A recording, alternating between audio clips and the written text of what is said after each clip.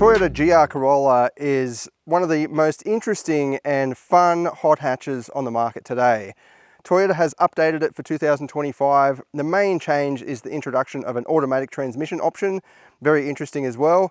This is the manual. I thought I'd sample the manual first just to see how the other changes shape up compared with the pre-facelifted model. The main changes are found under the bonnet. It's still a 1.6 litre turbo 3-cylinder engine, but now instead of producing 370 Newton meters, it produces 400 Newton meters, which is incredible for such a small capacity engine and one that's only got 3 cylinders, so less rotating mass compared with a 4-cylinder engine. Peak power remains the same at 221 kilowatts. It's one of the most powerful in its class still.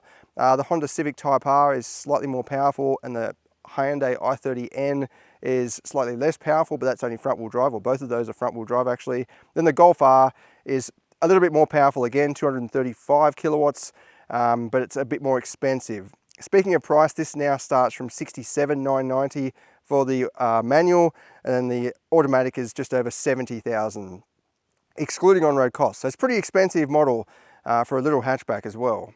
Other changes, it's got a new front end with a bigger or wider front grille. That rectangular piece in there is kind of like the GR Yaris.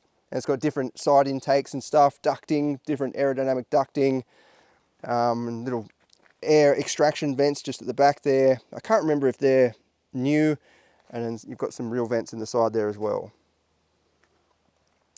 It's also got a carbon fiber roof as standard, but other than that, it looks pretty much the same as before. I still reckon it's one of the coolest looking hot hatches on the market because it's just got that mutant kind of Group B rally special from the 1980s. Massively bulging wheel arches, cladding on the side here. It's like a 1990s body kit kind of thing. And 3 exhaust pipes, because why not? Nice chunky diffuser down below there as well. It just looks super fat, especially from the back. Even the front end, you've got bulging front guards and then those vents in the side. The wheels are nicely pushed out as well, and a muscular bonnet that pounces right up, and it's got those real vents in the top there. So for this test, I mainly want to just concentrate on what it's like with that extra 30 Newton meters of torque, but also Toyota says it's around 13 kilograms lighter than before thanks to different components and so on, like the carbon fiber roof. So we'll see how it handles. I'm sure it's going to be pretty much the same as before, and then we'll do the performance test later on as well. As before, we'll have a quick look at the interior. As before, it's a pretty tight cabin for this size vehicle. Like, it's almost like a Yaris in here, that it's just, got this big protruding dashboard, sticks right out. Like if you think the windscreen is way down there and it protrudes right out, it just makes it feel more cozy and intimate, but probably not as spacious and open and airy as some of the rivals. Inside, it's got a pretty good driving position. I'd like the seat to go a little bit lower, but you've got plenty of adjustment from the steering column, so you can find a pretty much totally natural position. It's better than the GR Yaris in my opinion. The Yaris kind of feels like you're sitting up and you're kind of looking down at the steering wheel, whereas the top of the steering wheel is pretty much aligned with my eyes, which is where I like it to be. For me anyway. Some people might like the GR Yaris the way it sits, but I think this is more of a conventional layout. You don't have much room, as I said. My knee's getting close to the console there, and you don't have much storage either. You've got a wireless phone charger at the front, but you do have a new, or at least new labeling for this drive mode system. Instead of front and rear bias control, you've just got normal and gravel. Then you push it and you've got track mode. I don't think there's a massive difference between the old front and rear. You used to have like 70-30 rear to front bias, 50-50, and then 60-40. I don't think there's a big difference. I think it's just the labeling that has changed. But on the road, it kind of feels a little bit different, but you have to be pushing it really hard to notice the difference. But other than that, everything else is pretty much the same. Build quality is very good. Sorry, that sun's right in the lens. You've got this kind of fake leather stuff across the dash, some soft rubbery stuff across the top there, and then more fake leather down here. A bit scratchier down below, as you'd expect. Even this section here is hard plastic, but it's not too scratchy. The steering wheel feels really nice. Contrast stitching as well. Yeah, I think it's a quality product. It's what you'd expect from a Toyota, really. Like I reckon that cabin will last for years to come, and not too much wear and tear. And then in the back, you don't have that much leg room. That center console protrudes right out, so it's going to take up room for the poor middle seat passenger. But you do have a flip down armrest there, and you've got cup holders in the doors. I'm not sure if you can see that, but I feel pretty confined in here, and I'm only 170 centimeters, so if you're a bit taller or a normal height person, you'd probably feel a little bit confined after a long journey. For a short trip, it's totally fine. I think legroom is pretty good, at least in my seating position, the driver position there. But yeah, as I said, like, it's going to be pretty uncomfortable trying to get your leg up through there if you have to sit in the middle. And then up at the back here, the standard Corolla doesn't do very well in terms of boot space, and the GR is, yeah, not much better. Like, you can use that for some shopping or whatever, but it's not very deep as in the height there. You're already at the top of the seat straight away, but you do have this floor that kind of removes, and you've got some pockets and so on there. You can jam your water bottle in there like that when you're doing a spirited drive like I have, and then you've got some storage down the sides. But yeah, it's a pretty small boot compared with something like a Civic Type R or the i30N. It's around 380 litres, and the Golf R even has more than this. So if you're buying this as a practical run around and you need boot space, check out some of the rivals first. But if you care about, well, I mean, if that's a lower priority, if you more care about manual transmission engagement and all-wheel drive grip, then this is an absolute machine of a car.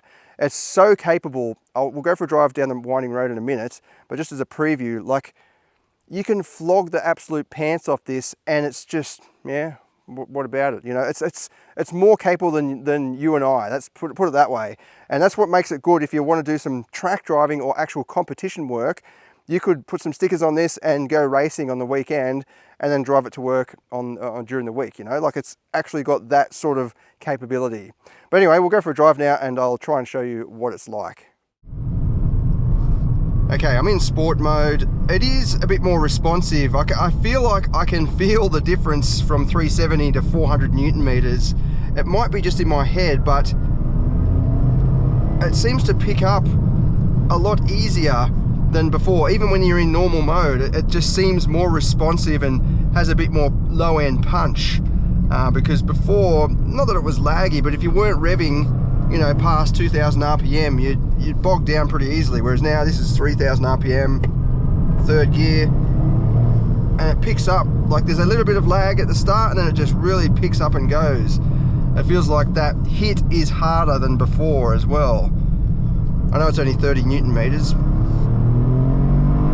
but I reckon you can feel it. It's still a really fun little hatchback. Like, it's very precise steering. It feels good on the road. It feels good when you're flogging it as well. Okay, I've got the stability control off now, and I'm in track mode for the drive system. Yeah, there's so much grip here. It's perfect along a road like this. It just darts around, and the suspension seems to have a lot of travel as well. It doesn't, it's not like a bone-jarring hardcore hot hatch. This is very much rally inspired, where it can just soak up these bumps even around corners, and it doesn't disturb the balance of the vehicle. Plenty of grip. Chuck it back to second, full throttle. Look at that. Yeah, like, it's a very punchy little hatchback. It's different to, say, something like a Type R or the i30N, because it's not as hard edged. Like, an i30N down here is awesome fun as well, but the suspension is pretty firm, whereas this, it's kind of got a bit of body roll. You can throw it around a little bit. Yeah, the gears are a little bit clunkier, and the four-wheel drive system makes it a little bit clunkier as well, because you don't get wheel spin. You've just, you know, the drive line kind of loads up a little bit instead of wheel spin. But look at this, straight around the corner, no understeer or anything. You can hear the turbo sneezing and whistling. That seems to be a little bit louder this time around as well. I can hear the turbo, you know, in the background, and it goes every time you change gears. That's a little bit more prominent now, I think. I mean, it could be in my head, but I don't remember it being that I don't remember hearing it that much. this downhill bit, lean it in, that's with power, and it just yanked me around the corner. There was no understeer at all. I mean, I didn't flat foot all the way around the corner. There was only, you know, 20% throttle, but the amount of grip and the capability of this thing is awesome. Back up the hill now. Sorry, that sun's a little bit low. Hope it's not right in the camera lens. It's right in my eyes. Even though I'm going uphill with a 3-cylinder, I'm in 3rd gear, and it's still ready to keep going. It's definitely not laggy. That's full throttle. Yeah, this is like a road-going rally car, definitely. This is, as I said, it's different to a normal front-wheel drive hot hatch or some of the others that are on sale at the moment. This is definitely more flexible. It's able to handle bumps a lot better, and I'm guessing it handles the dirt a lot better as well. Still has, you know, fairly low profile tires, although not quite as low profile as the Honda Civic Type R, I don't think. But yeah, this is lots of fun, ready for competition. Be good if they just made the exhaust a little bit louder, I reckon. I can hear the engine, which is great. There's no fake sound coming through. It doesn't seem like there is. You've just got that nice 3-cylinder hum, or thrum, sorry. It's, but yeah, just a little bit more of a bark from the actual tailpipe would be nice.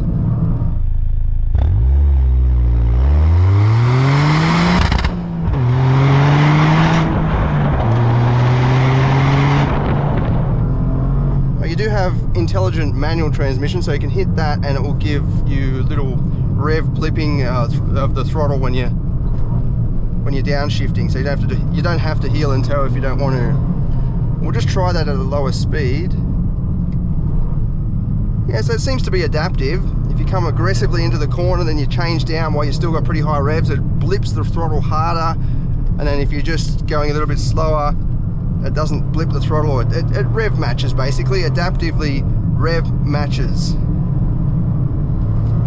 Around that corner, rails around. What's it maxing out at the boost there? About 200 kPa. Well, not quite. Yeah, about 180 maybe. Tight left-hander, full throttle. It likes to rev pretty high too. It's not shy. Good brakes. And you can kind of lean on the brakes and unsettle the rear if you want to. Get the weight shifting. The gear shifter is a tiny bit notchy, as is usually the case with, I don't know why, but 4-wheel drive manual vehicles. There's just a lot more load on the transmission, I guess. 4 wheels turning around, all linked up. So you're throwing it in here. That's full throttle, 3rd gear. It's very easy to drive very quickly, actually. It's because of that suspension, it's not bouncing you around. You don't have to concentrate as much, although it is still very precise and punchy. You can kind of get away with hitting bumps and, you know, missing the apex a little bit, more so than some of the rivals, I reckon. Anyway, let's go out now to the private road and see what sort of time we can get across the 0 to 100 sprint.